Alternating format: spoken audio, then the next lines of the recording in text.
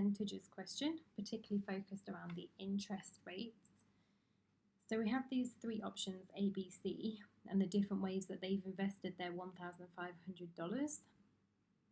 So for the first one, it's compound interest. That's the key information there. And it's at a rate of 3% for 5 years, and then it's 2% thereafter. And we're trying to find out after 11 years.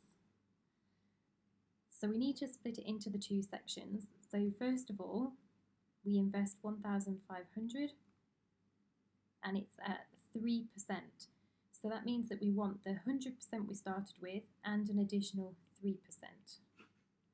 So that gives me 103% that I'm going to have extra each time. So as a decimal, 1.03. So this is the multiplier that we use. So it's 1,500 times 1.03, and that's for 5 years. And if I work that in on the calculator, I get 1,738.91. And then I actually want it for 11 years. So the first 5 years are like that, and then afterwards it's 2% per year. So now it's 1,500. Now I'm investing the money that I've earned so far, 1,738.91, and it's at 2% interest, so 1.02, and that's for 6 years because I wanted 11 years in total. I have 5 here, so I need another 6 to make the 11 years. And that then gives me 1958.3. And it's money, so I need to make it 2 decimal places. So it's 1,958.30. 2 decimal places for money.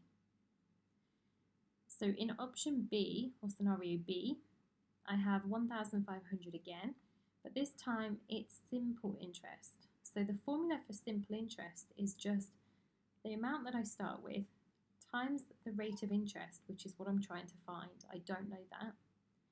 Times how many years it's been.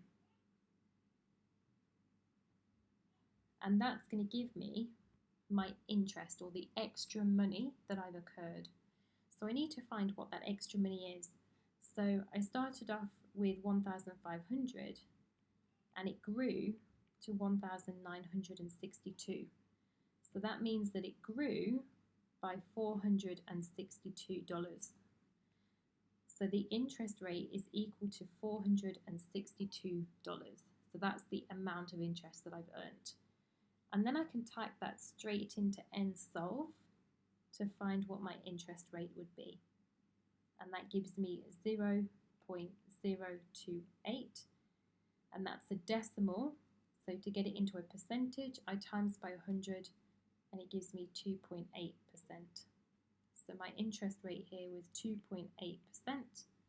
And if you wanted to check it, you could then put that back in to my value of R and check that it did give you the growth that it should have given you. And then part C, this time we're back to compound interest.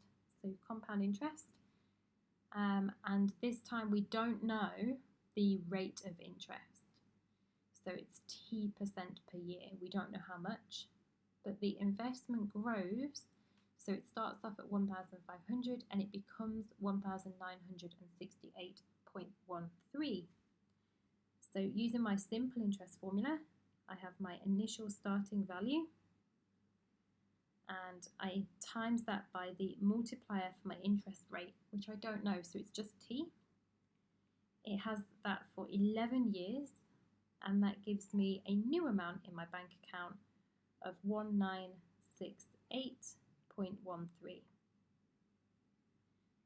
And again, I can type that straight into NSolve, and I'll find that T is 1.025.